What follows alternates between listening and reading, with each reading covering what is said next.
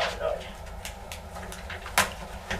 Well, if you participate a lot, you know, it makes up for a tremendous amount. You know what I mean? Yeah. Okay, let's see. We get through as many of these as we can. I always, you know, I'm thinking maybe now I need to do like 5 Mary Parker Follett slides eventually. Like 5 sessions. Yeah, we're not even halfway through. Yeah, I did it with my group last time, and I thought, all right, you know, I went from 2 to 3 to 4, and I'm thinking maybe I need to do like 5 or 6 at this point. Well, we'll talk about it maybe at the end and see if you guys were like, if you want, we can extend it a little bit actually. But we'll talk about that. You know, we can actually extend it into another time next section if you wish. So I actually don't have a problem with that. I have built some flexibility in the syllabus explicitly for Mary Parker Follett moments.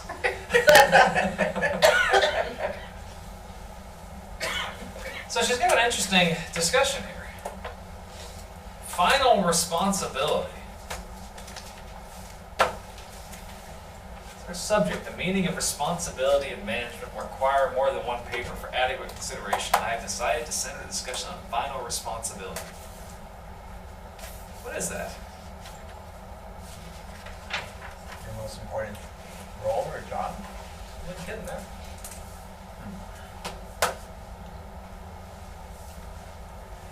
Yeah, we're getting there. Okay. Ultimate authority. Yeah, ultimate authority. Final determination of policy and supreme control. Executive decision is a moment in a process. The growth of a decision, the accumulation of responsibility, not the final step, is the one we most need to study. Did she say the final step is the one that we most need to study, or the decision? Everything that leads up to the final step is what we need to focus on, Oh. not the final step itself. Okay. Does that make sense? So study the process behind it, not the final point. And again, when you think about Whitehead, that's his whole thing. When Whitehead says that something is a decision and when it's fixed and when you stop for that moment, it's already dead. It's already too late. The only thing that is not moving is something that is dead. That's Whitehead's whole thing. Okay. Does that make sense? So what you need to be focusing on is the build up to something. It's like a gun that goes off, right? You don't focus on the shot.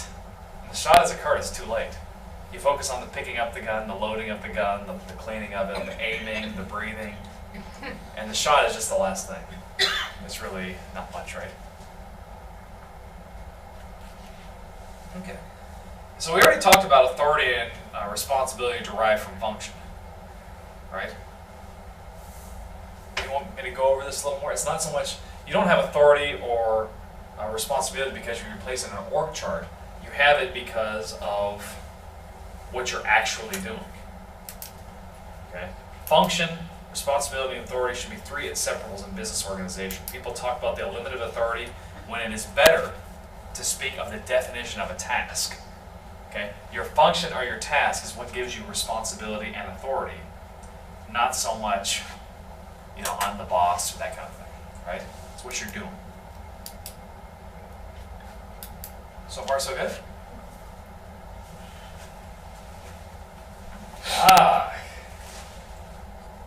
Yeah, I actually already talked about that. Never mind. You guys understand? One more. So, do you understand what DeRay means? No. Process and DeRay. No. So there should actually be an accent on there, right? And Mary Parker Follett calls it DeRay in some of our other papers. DeRay is this idea that things don't wholly exist in a single moment in time, right? So if you see something that's going on, that flash, it's actually the flash. It's irrelevant though. The moment that something happens, it's everything that's led up to it and everything that takes place after it. Don't think of a moment in time, but think of a timeline. This timeline is the concept of DeRay. So far, so good? Mm-hmm.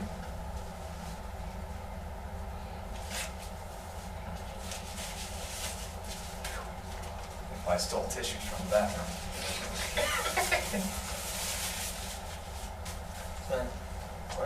So what's the purpose of DeRay then? So not focusing on, like, what do you mean? Instead of focusing on the timeline, instead of just the event? yeah, so when you talk about like authority or responsibility or something like that, it seems like that's a moment, Yeah. right? But it's not so much the moment itself that's important, it's everything that led up to it and everything that happens after it that's so important, right? It's not the fact that I gave you an order, that's the flash. It's the fact that the order building process was the integration, the discussion, the agreement, and then the order is given, but that's really not that important, the fact that the order was given. It's everything that built up before and then the task is achieved after. Okay. This is your introduction to process theory, which you're going to get a little more of later in this course. Right? Thanks a lot, sir. Thank you. Does that help? Yeah, it does. Let's see.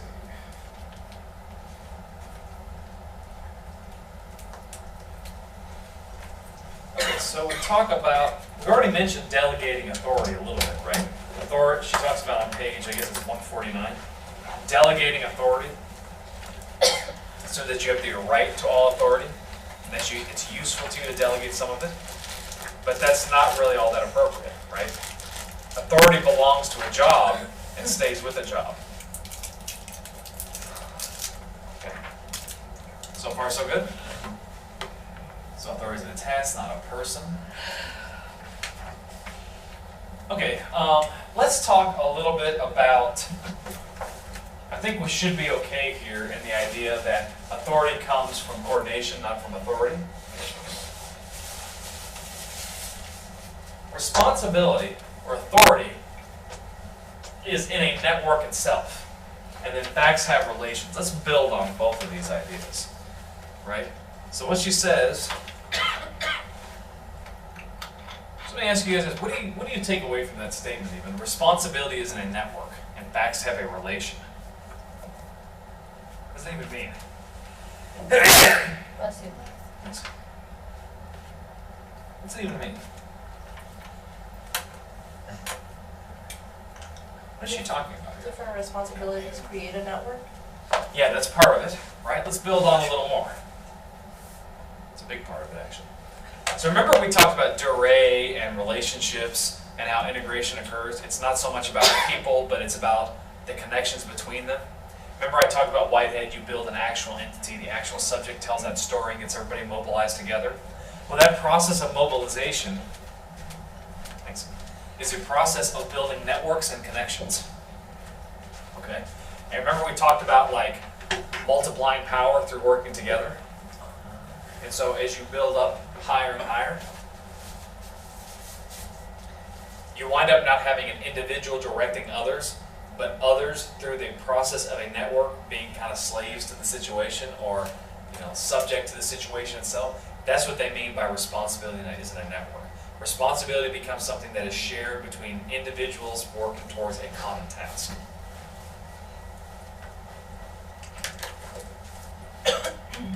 Does that make sense? So it's not Cindy, it's your fault. It's Cindy, you and I were working together, and together the interpretation wasn't right, and so therefore there's a responsibility that's kind of shared between us. So you take the responsibility as a whole as a group instead of just as pointing fingers at an individual. That's right. The responsibilities of individuals shared by I didn't hear what she said, I'm sorry. responsibilities of individuals shared by what? By a network. By You did it more like your example earlier, where you said that, oh, you have to do this because not for me. You don't have to do this for me. You have to do it because it's part of like the job. Yeah, that's right. We have some sort of a joint interest to do something together. It's something that we share.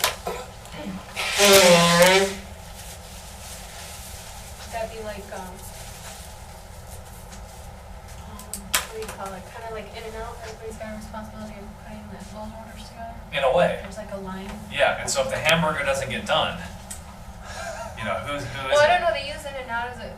I've had other classes that for some reason use in and out because there's only like one person throughout the whole 8 hours could be doing just one section. Right. Just to make it flow Like an faster. assembly line, right? Yeah, the I assembly mean, line. you ever watch like,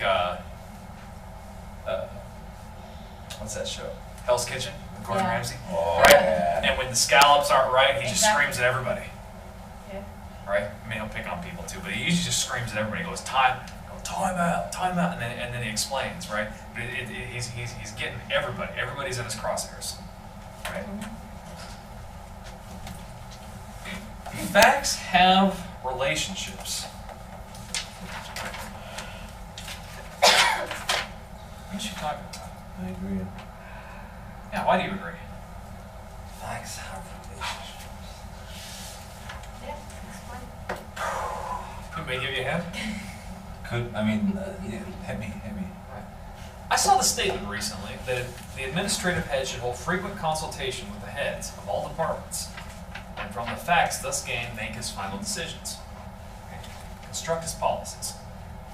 But it's a matter of everyday knowledge to businessmen that their heads of departments pass up to them much more than mere facts. They give interpretations of facts, conclusions therefrom, judgments too, so that they contribute very largely to final determination, supreme control, ultimate responsibility, even to what has been called administrative leadership. In fact, as both information and conclusions are handed up from executives, it is not possible for the head to take or leave them. These conclusions and judgments are already, from a certain extent, woven into the pattern in such a way that it would be difficult to get them wholly out. Hence, while the board of directors may be theoretically the governing body, practically, as our large businesses are now organized, before their decisions are made, there's already been taken place much of that process, of which these decisions are but the last step. Okay. Man, there's a lot in there, right? So what they're saying is like, it's a loophole where information is being fed through managers, and it goes up the circle, and eventually they're not even facts, they're just basic opinions. And once that information gets fed to the board of directors, they make a decision based off of those opinions. Because technically it's not a fact, right? It's fact is concrete. This phone is black, that's a fact, right? But saying this phone is like titanium or whatnot, or saying this phone is like durable, that's an opinion. So It's a cool phone. yeah, like a cool phone, that's an opinion, right? Yeah. Or Mr. Duncan's a legend, you know. That's a fact right there. Or it's Yes! Cindy was like, that's my boy. Tammy has something to say.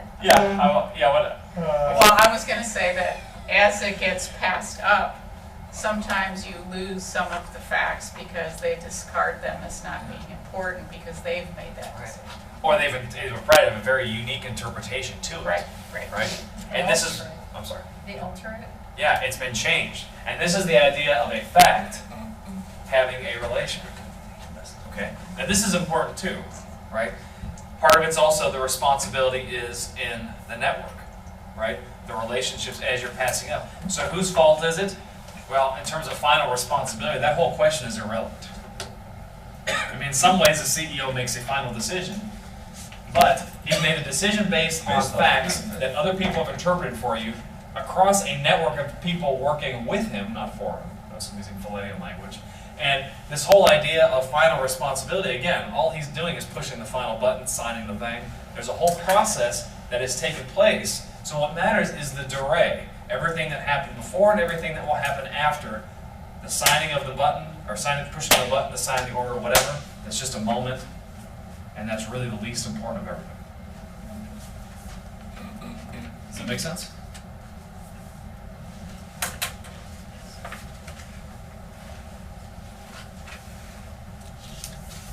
Let's see. So we mentioned this a little bit already, conferring as a way to enhance agency. Okay, so the idea that you talk to people and you get a better understanding and this kind of thing. I love. Let's see, is this? No, this example. I'll skip it in a second. But again, the idea of conferring. Specifics can produce agreement. I mean, this is when we start getting into how you can generate the facts, understand the real desire, right? Oh, this is the telephone piece. This is the one I was looking for. Where are you starting? It's by 160. Yeah. 160.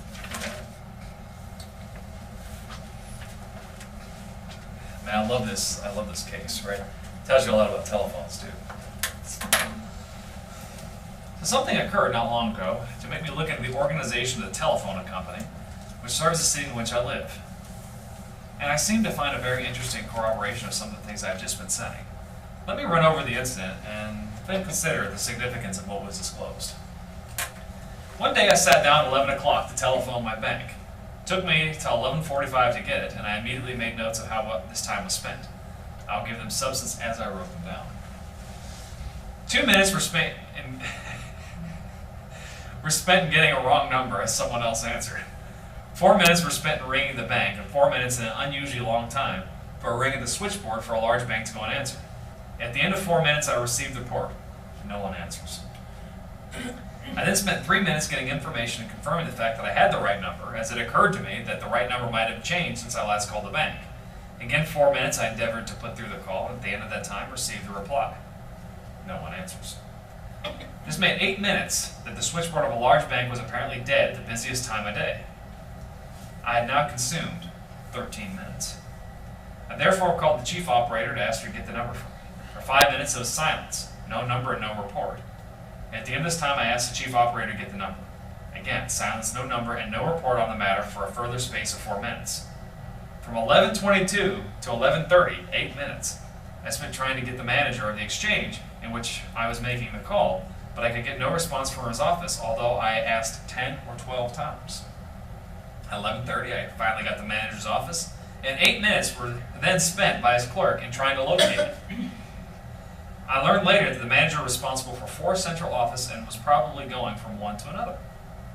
At 11:42, I called the head office of the New England Telephone and Telegraph Company, asked for some official of the company higher than the manager whose office I had been trying to get, and was connected with the superintendent, who instantly got my bank for me at 11:45. Man, he's good. I suppose the incident then closed, but in the afternoon, a traffic representative in the office where I had my trouble telephoned and asked what had happened, and we had a long talk. Later, the company sent a service representative to see me, and we had a much longer conversation. After that, I talked the matter over with the president of the company, who felt my experience was an instance of exceptionally poor service, and who arranged that I might have the opportunity to see something of the management of the company in action. But I'm not telling this story to illustrate poor telephone service. On the contrary, before I was through with the matter, I came to think that the organization of the telephone company illustrates some basic principles of sound organization. Okay, so what does she talk about in the next paragraph? You know, first of all, people are thinking in terms of their job rather than their position. That's kind of bad, right? Okay, so there was a great degree of hierarchy. Struck my attention with, a very low importance of hierarchy, which is kind of funny. And then she kind of goes on, and she skips, and she says, "You see, in spite of all my principles, I'm so used to the old way of thinking that I couldn't adjust myself quickly. I kept straight on the search for someone above others instead of asking, whose particular job is this?" Of course, in the telephone company, that was substituted for hierarchy of rank and amount of cross-functioning, which was good. And a third suggestion of some of the things we have been considering, I found a general attitude towards responsibility. Each one seemed to be thinking not so much in terms of to whom he was responsible as to for what he was responsible. Okay. And then the fourth point. Everyone who with whom I talked seemed to be thinking of his job net just of that of a wire chief, manager, superintendent, or whatever he might be, but as the whole enterprise of the telephone service. Blame was also not personal, number 5. Okay. What do you guys think of this case? Did you guys find it interesting? Yes. What do you guys like about it or hate about it? Well, for them, it was important to learn from what happened so that it wouldn't happen again. That's huge, right? Yep. But it sucks that she had to go through all of that just to get the end result of oh, we're gonna do something about it. Like she talked to so many people just to get like the main big guy to be like, oh, we're gonna take care of this. And that still happens nowadays too. Oh, sure. But it's interesting what she said was that, you know, instead of, she was thinking in the old way, right? When she should have just been saying, whose job is it to fix this? Right. Talking to a tech or something, she Right. went to the president of the company, right? And that's what had to happen. So So, you know, man, I messed up. She's against that, yeah. Right, so she didn't even take her own advice. Yeah, She kind of just like you were talking about earlier. It's hard. Sometimes it's easy to have the theory, but sometimes you mess up in practice, right? Because even Lifetime habit. even thanks to the failure, they were able to resolve it or to try to at least better whatever they had. Yeah, they actually cared. They actually went. They saw her. They called her. Then they saw her, and then they sent a rep, and then they invited her to come see. But in a way, I think it was okay because she tried to talk to a manager. That was impossible. So fine, I'll go higher up then. Yeah. You In some know, ways, she probably lost her temper. I mean, I can imagine 45 minutes to talk to She me. could have walked down there. Yeah. Maybe her foot hurt that day. It's in Boston, and it might have been cold. or Yeah, it might something. have been cold. No, but just the idea that she spent 45 minutes just with a phone call, it kind of became like a mission. Yeah, it did. I've already disinvested. Yeah. Yeah, let me just go all the way. I like this example.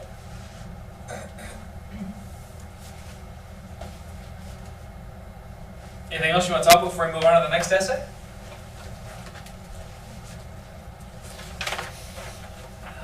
Employee representation. You have to look at the context of this particular essay. Remember, she's writing them in a time when labor unions are kind of a big deal, right? I mean, they still are in some parts of the country, but this is something that she's looking at. She says, I do not see any workers or any of us should be given concessions, privileges. If employee representation is sound organization, sound management, let us have it. If not, we do not wish it, for labor will in the long run be most benefited by the best management. Well, isn't that an interesting idea? What is she saying? What is a concession? Why would she be anti-concession or privilege? Concession. Because you're giving someone. Okay, go Go ahead. ahead. You're giving power without actually doing anything. That's Without part of not being like skilled or anything. Go ahead, I think I'm. warming up. I was gonna say the same thing as well. Oh, I thought concessions was giving something in exchange of something. It is in some way. Oh, okay. Giving. But it could be for an exchange. reinforcing the fact that you're giving them concessions every time they want something or they do something wrong. So it's like a go-to fix that may be reinforcing bad behavior. Yeah, it's a form of compromise in a way, isn't it? Right? Well, you don't do what I want you to do, so how about I give you a couple of hours extra pay, and we'll call it even. I don't really want to pay it, and they didn't want to do the thing anyhow, and we're just giving them a piece of candy to make it keep going. Now, she talks a little bit about collective bargaining, and she says that perhaps we should look at it from more of a cooperation style orientation, right? And she talks about one of the most common aspects, there should be some sort of a double track of communication. Employee representation should be considered as an aspect of organization engineering. And as we start shifting on to page 171, this is where she starts getting into kind of our anti-democratic sentiment. It says the most progressive view of employee representation today, as of democracy, is not consent of the governed, but participation. Some of us indeed think that consent is a thoroughly overrated matter. An able writer on industrial questions says that everyone will agree that the free man is consenting man. I cannot agree to that. To say yes implies that the alternative is to say no, and there's not much freedom there. Okay? What does she mean exactly here?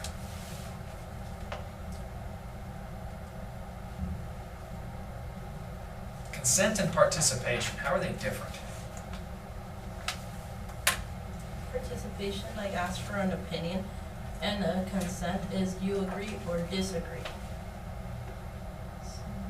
I think consent more of like, do you want to do it? Do you want this or do you not want that? Doing it at free will. You're given a yes or no, like Right. those 2 points, right? Those 2 final authorities.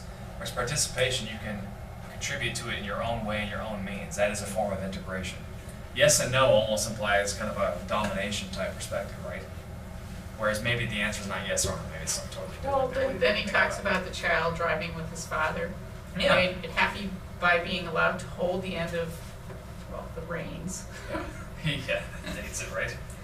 The vote makes many people happy in the same way. They think they are driving when they are not. Yeah, that's right.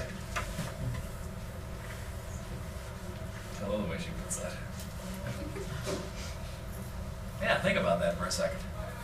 You're not actually taking an active matter, right? I mean, I may vote for the president, but that doesn't mean I get to contribute in a meaningful way or detract, right? Especially with electoral college.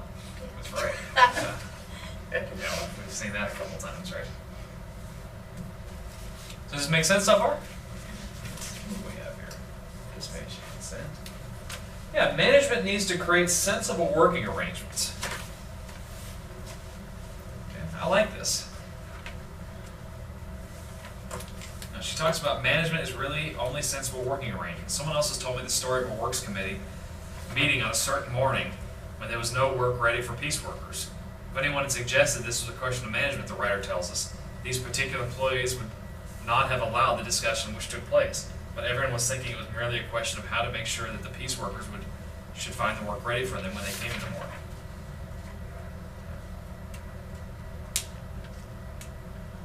I like that though.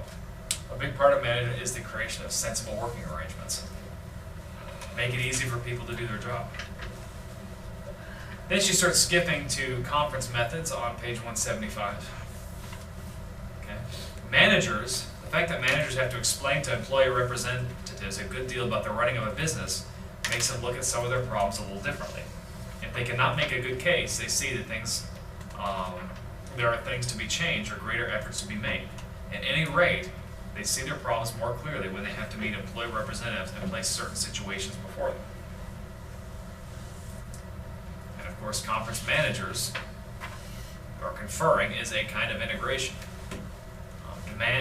They need to make their demands from managers the ability to make of differences a unifying, not a disruptive factor. Differences as a way to make people come together, not necessarily tear them apart.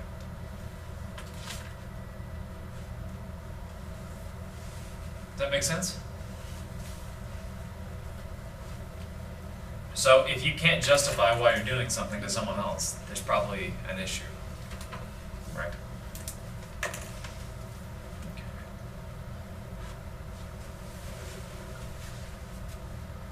Let's see, talk about this.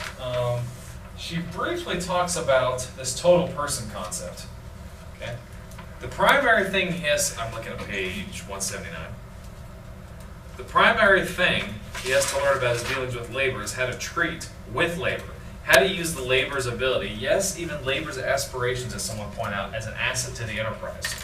Okay, what are they trying to say here? What is she saying here?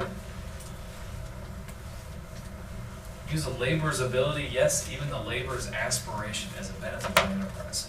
What page are you on? 178 or 179, depending on how you count them. Their aspirations being their wants or their dreams, like actually have to somehow contribute or like integrated into what they do in their job. Like going back to that woman that made the toys.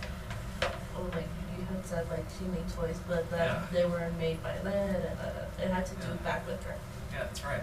So you look at what a person is, who they are, what do they want to do, what makes them happy, what makes them tick, and you try to use that for the benefit of the organization. Again, if you can make work and play kind of go hand in hand, you've probably done something pretty good, right? So far, so good. That's what she's discussing here.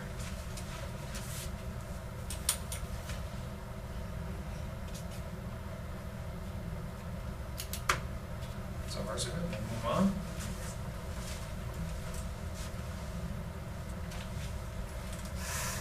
We've already discussed management of employee relationships and sharing of management. You kind of notice she starts to repeat a few themes throughout the book.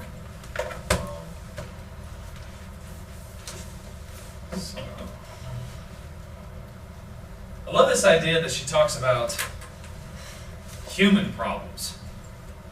Why should some principle, could it not be that a problem could have been solved by a principle which was not wholly psychological or wholly economic? I'm looking at page 184.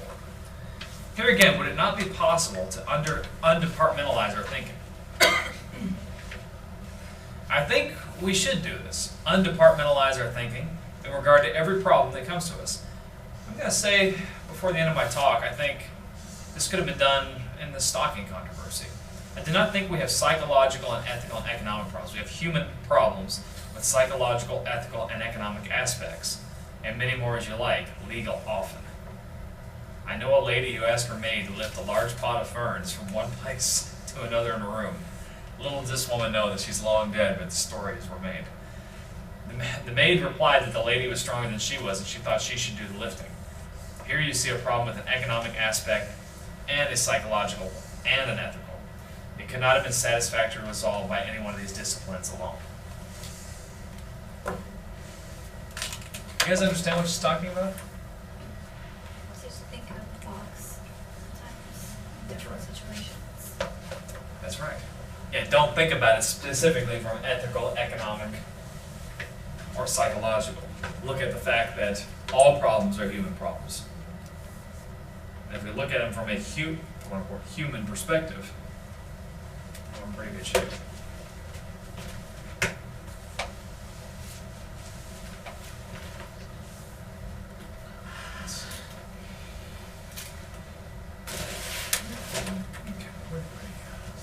Total person, situation, context. We already mentioned total person. This is the whole thing with a total person again on page 185, where she talks about whole personalities. He tells us of an integrated unity, functional whole. That's the exact same thing that we talk about with, for example, looking at someone's aspirations and using it for the benefit of the corporation. Let's see. Okay, we talk about democracy and suppression. Let's talk about this idea of perdure on 192, I guess it is. Wait, we already did the democracy?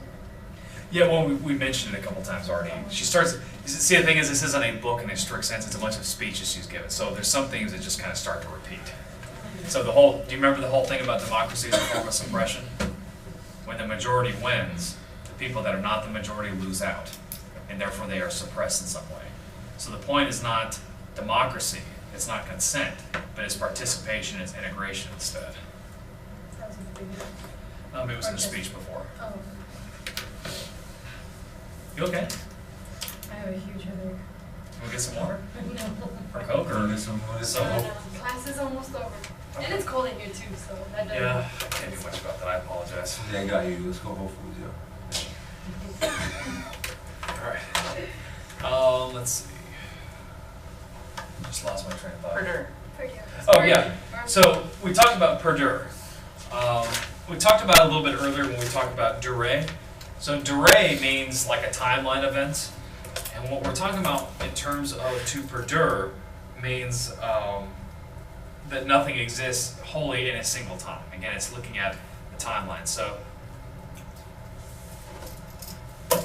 one man leaves and all the rest becomes a little different. The influence of the board of directors as total is not the same as it was minus the man's influence, because his withdrawal by slightly changing every other man has made the total entity, has made the total different.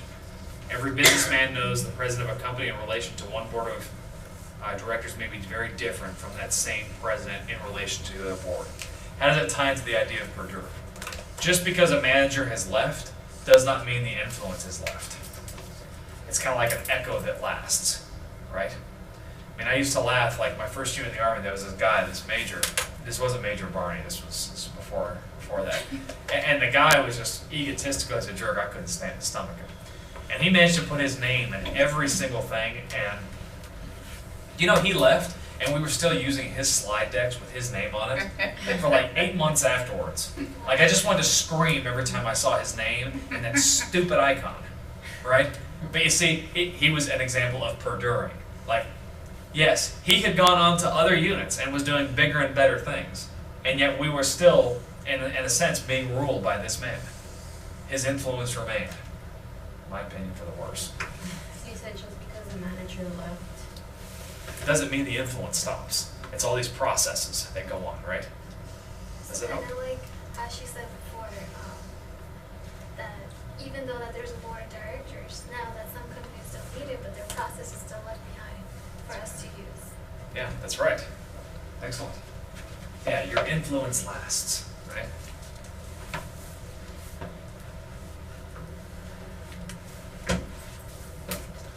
Alright, so, so that's the whole echo part. Okay, we've already talked about integration being a process, not a product. Is everybody comfortable with that? The general and the particular. Sounds like Plato's theory of forms, doesn't it? That's not a coincidence, by the way. So there's always a process of product. So business is we sometimes hear the question of whether general policy should dictate departmental policies or departmental policies contribute to general policy. Oh, I'm sorry. 195 at the bottom. Maybe start again. First paragraph, second paragraph. The last paragraph, the very bottom, the last sentence on the page. Oh, okay. We sometimes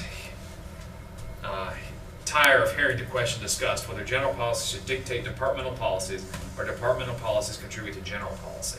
There's a deeper truth in either of these, and this is something which I am trying to express to you, namely, that the same activity which is making the whole and parts simultaneously. Is that not the theory of forms? We never put parts together, even when we think we do. We watch parts behaving together. The way they behave together is the whole. I say parts, and other people say factors or elements of total. But when we use any of these words, we must remember that we were talking of activities. It's obviously not a very clear reference to Plato, right? What's happening? Is it the top influence at the bottom or the bottom influence at the top? Maybe that's not even the right question, right? Exactly what Plato was talking about. They used to like follow with the math when he was like explaining it to the boy. And like, you know, two different things, but only they make sense when you put them together, but individually, you really don't know anything. And also the fact that how we interpret, these values that are floating around out there is quite different from the bottom. So are we making values or do the values make us?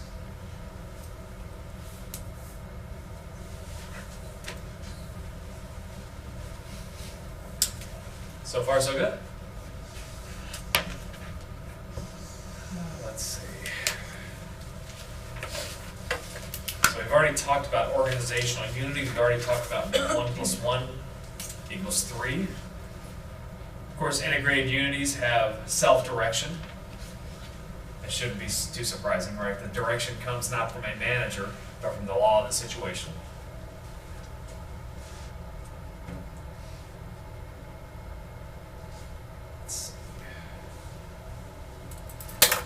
Yeah, now we're starting to get into a lot of kind of repeats. If you don't mind, I may skip to 214 unless you guys feel uncomfortable with any of these things. I think we've kind of gone over them a few times. So basically the stuff on your slides Yeah. would be like for us to go to that page to see it as an example? Yeah. Okay. Yeah. In the long run? Is Yeah. that what you mean? Yeah. So she talks about what the long run is on page 214, but I counted the pages a little different than you guys, so I guess it's 215. So I kind of have to really pay attention to the pages though, because Yeah. it's a little off. All right. Two people said to me at different times, so you have an expression in American which interests us very much in the long run. I was astonished because I imagined every other nation had not the expression or the equivalent. Of course, English are looking ahead just as we are. Yet I think it's rather interesting that our expression in the long run has arrested their attention. If American business philosophy is to be known by its recognition of the long run, integration should certainly be part of that philosophy, for emergent values, to use our expression arrived at in the preceding paper, came through integration. What does that mean?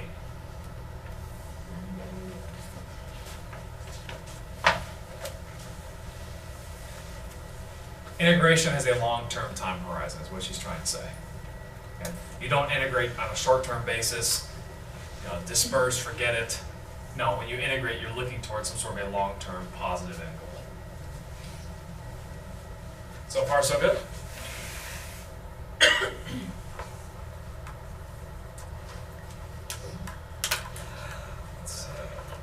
think most of these we have already discussed.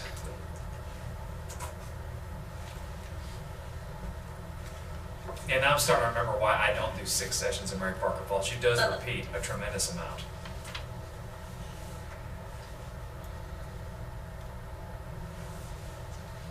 Okay. The only thing that I want you to take away from here is that manipulation is a form of domination. 252. The only reason I'm skipping these other ones is because we've already talked about them. She's mentioned them in other parts of the book.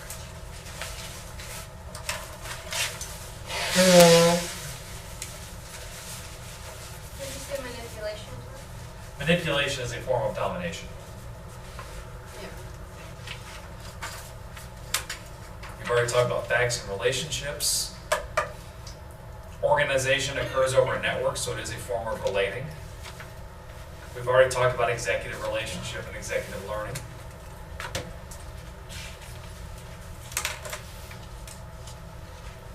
Talked about the long run, we talked about it. Okay, here it is, a couple of things that I do want to hammer on.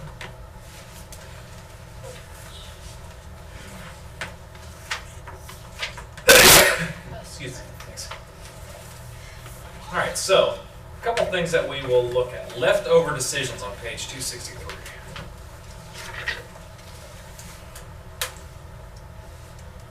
Forgot how much she repeats.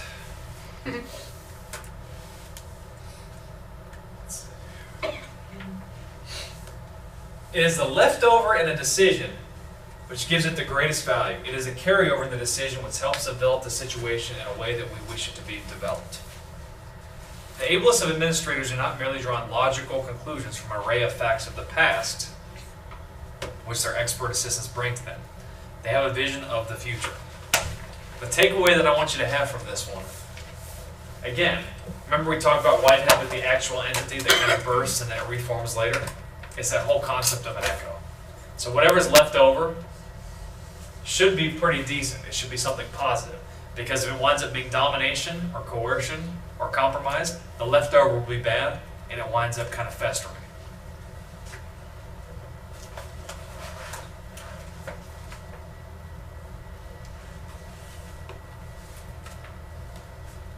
So another thing that she looks at, I want to talk about on page 266. And I love this idea that a leader, if we're coming to think that page 267. In fact, several men at the meeting of the American Management Association voiced their conviction that leader and teacher are synonymous terms. If we were coming to think that the leader is not the boss, but the educator, that seems to me an indication that business thinking is taking a long step forward. It's trying to develop men exactly opposite of this. Men themselves with mastery, and such men will give his own leadership worth and power. What do you guys think about this whole paragraph where she talks about this? Wait, what's the last one you did?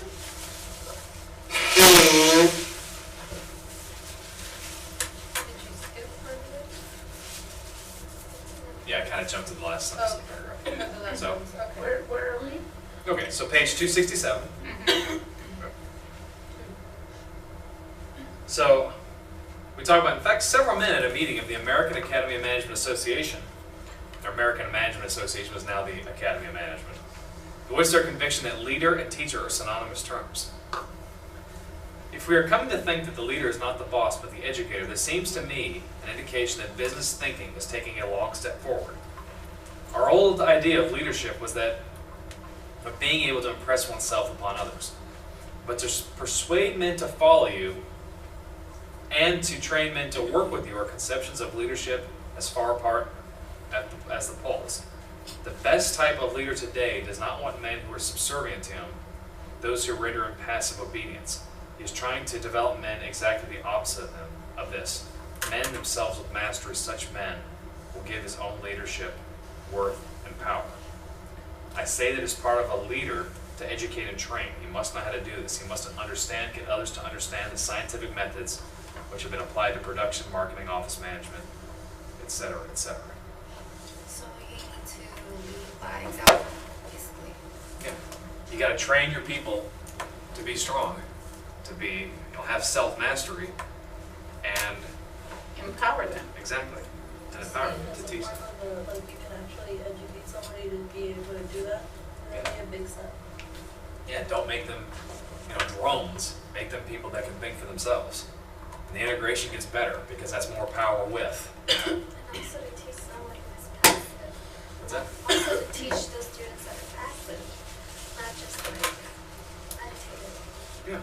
If you teach more the leader or teacher role, they're more capable of probably listening and being more interactive than as a boss, like you telling them what to do. That's right. That's right. And you get that give and take, that circular relationship which he keeps hammering on.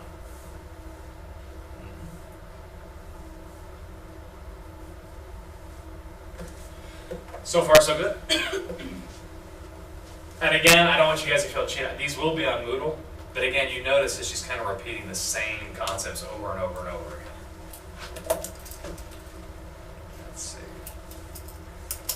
Oh, we got to do Mr. Hughes.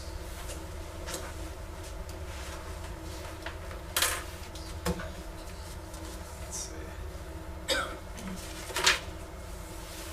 Yeah, okay, so I obviously got a little ahead of myself. I was trying to remember this Mr. Hughes example, but I couldn't remember where it was in the book. So we've just had an interesting example of leadership in Charles Evans Hughes' influence at the Pan American Conference. One reporter spoke of Mr. Hughes' ability to influence the conference profoundly by quiet advice and suggestion, and thought this power due chiefly to his intimate knowledge of Latin American affairs in the phase of the continually changing situation developing in Latin countries, to his large knowledge of history, and to his mastery of international law. Another article on the conference stated, by common consent, Mr. Hughes dominated every scene in which he figured importantly, not with the mien of superiority, but with that of the friendly advisor who knew his law and his Latin America. That's her example of leadership. He wasn't showing off, he wasn't threatening anybody, but he was more of a mentor or a coach.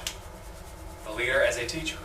And again, I use this example in the Scandinavian countries also, where integration seemed to work reasonably well.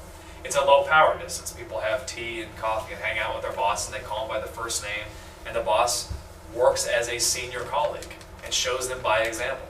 And that's exactly what she's describing here. So Mr. Hughes has long lived on and has influenced through this book. Let's see. I love this. Don't exploit your personality. Learn your job. Bottom of midway through page 274. 71. Or, excuse me. Yeah, there's a skip in the pages. There is no page 272, 273, or...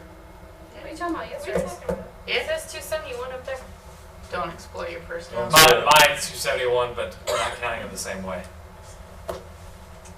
Okay, how does it start? Right here. Down here. Oh, you know what's funny? I've had this book for years, and I never noticed that those printers in France didn't put a couple of pages in. So we have the pages and you don't? Yeah, that's funny. And I've had this. I've been using this book for a long time. I never picked it up. I never noticed that. So there you go. Let's see. So where is it then? It's So is it 271? 272, I guess. Where it says the courses Yeah. in applied psychology? Yeah, exactly. The same paragraph. Oh, okay. Sorry about that. It's not that funny. Very good job. Did you find it? Did you guys find it? Am I good? Mm-hmm. She also gives oh, you know, maybe the page fell out. You don't have it. Yeah, now I don't have it. Now I'm really like, that's gonna drive me nuts.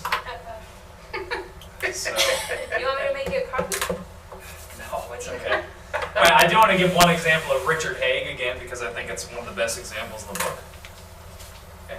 I found something I'm looking at page 276. I found something a few weeks ago in a recent novel, which recognizes and expresses this point. The hero of the novel, Richard Haig, was a large-scale farmer in England, and he was a very successful farmer. The author, after telling how Haig got the most out of all his materials down to the very spark with which he lighted a fire, went on to say, and he was the same with people. He got use out of them, though not through being personally exigent in any way. He was always the force of circumstances that seemed to make the demand. Not himself, he merely made it clear to them what it was that needed doing. So little did it seem an affair personal to him that the sheep needed driving off the corn, or a message carried into the hayfield, that he hardly intervened. He might just call somebody's attention to what was needed, but it was the corn, the cattle, the world that required service, not he. It's a pretty powerful image, isn't it? That's exactly what she's talking about in terms of leadership.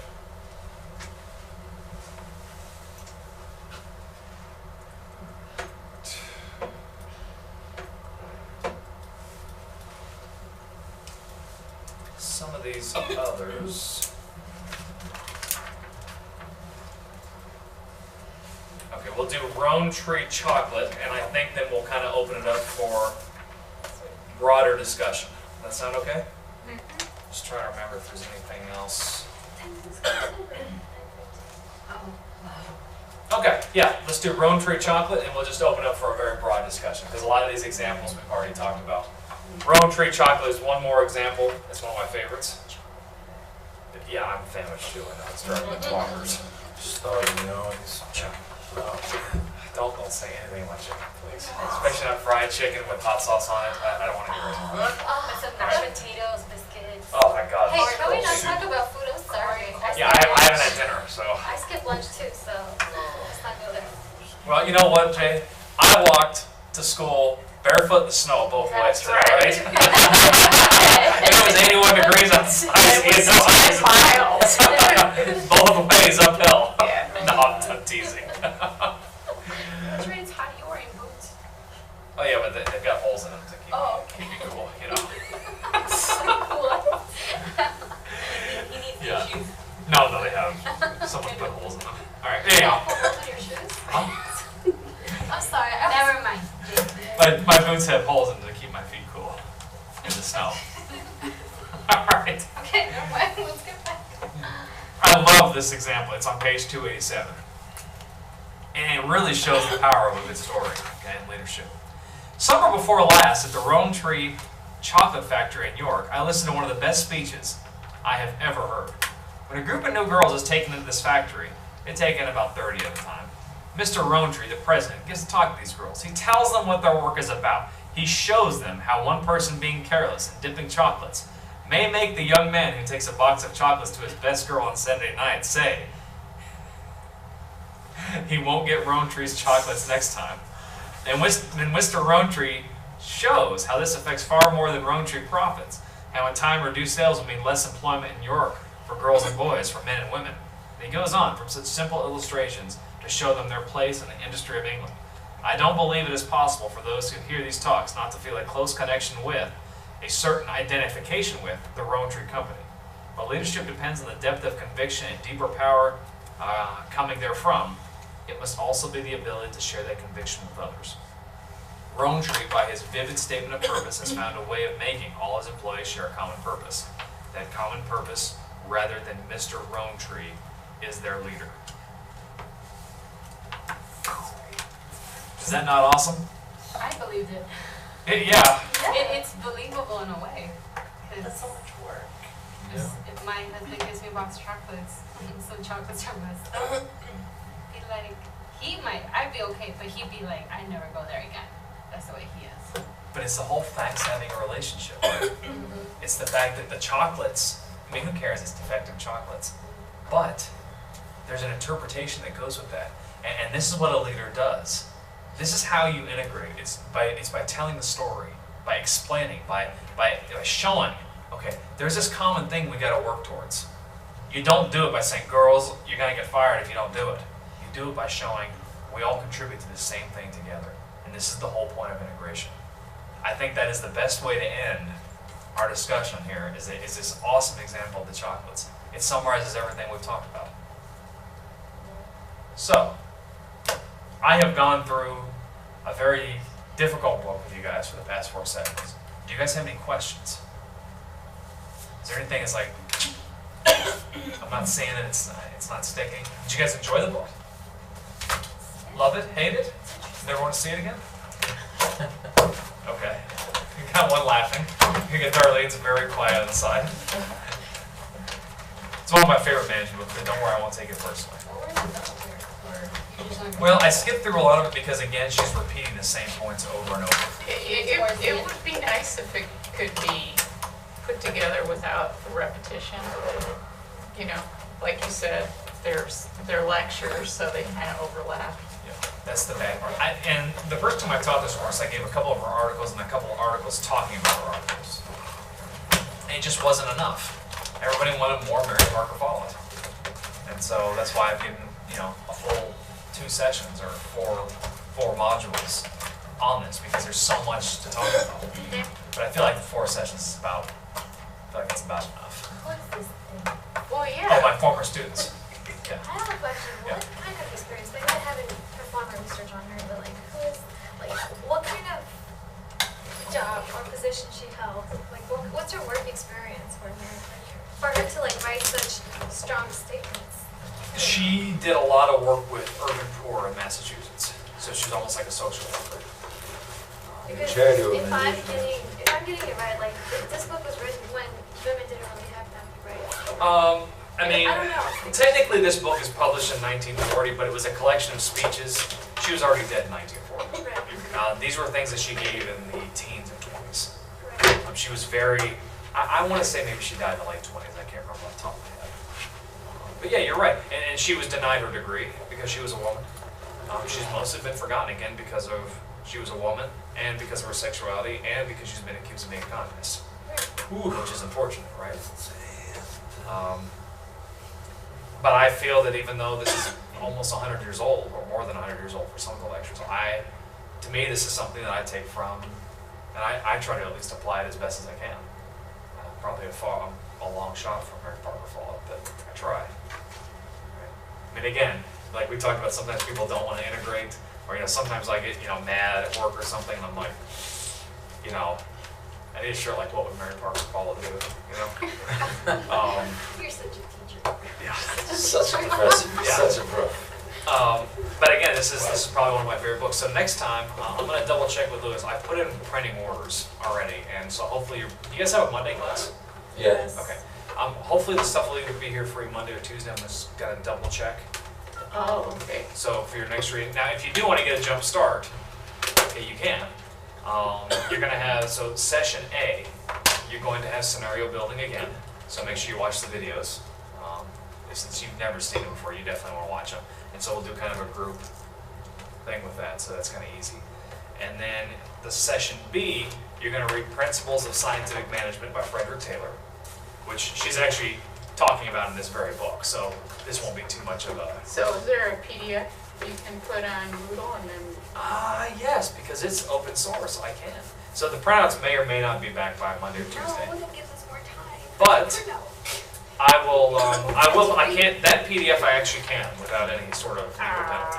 That one I can, so I'll put that on there. It's about a 70-page book, but again, it's written in very simple English, because you have to remember, Taylor was an engineer, he was not a sociologist or whatever, so it's very, very simple, very direct.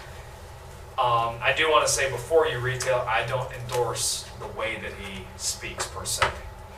He's a little bit racist, he's very condescending. You have to remember, this is someone of an educated elite coming from that time. A lot of these workers and immigrants are like Pennsylvania Dutch, so guys coming from Germany and these places, and he's real mean to them. But that's part of the way management thought was at that time, so I'm just kind of giving you a warning.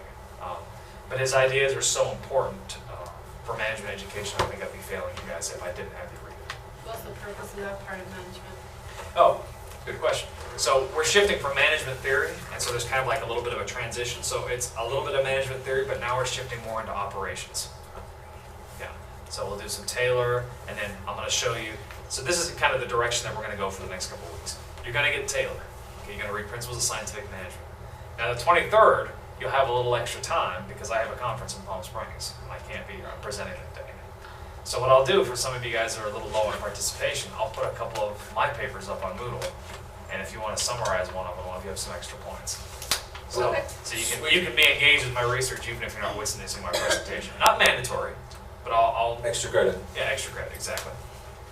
And so then the week after that, you're going to see how Taylorism didn't work very well in the Soviet Union, and how it didn't work very well in France at the same time. So there's kind of a cross-cultural aspect of tactics. So you're not here on the 23rd, The 23rd. That's and right. then the 30th is spring break. Oh, So two So- weeks of no class? 2 weeks and no class. My goodness. I'm Wow. gonna miss you, Professor. I miss you guys too. It's gonna be weird. I wanna go to Boa Steakhouse, maybe? Buffalo wings and Buffalo. Oh my gosh, so good. Chocolates. Yeah. You No, said I'll be 23rd, right? Yeah, You're 23rd. And then so when we come back, yeah, you'll look at Taylor and how it didn't work in the Soviet Union, how it didn't work in France during the 20s.